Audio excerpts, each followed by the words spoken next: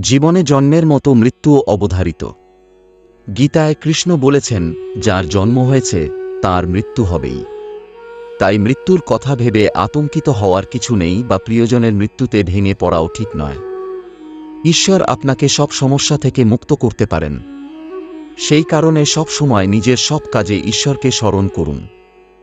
গীতায় শ্রীকৃষ্ণ বলেছেন, যে ব্যক্তি ঈশ্বর চিন্তা করে জীবন কাটান তিনি মৃত্যুর পর সরাসরি ঈশ্বরের কাছে পৌঁছে যান।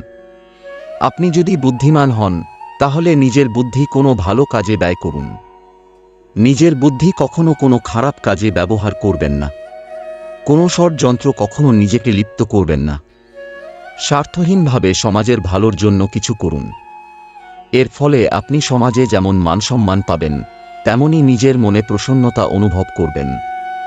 লোভ, রাগ ও ঈর্ষা হল আমাদের সবচেয়ে বড় তিন শত্রু।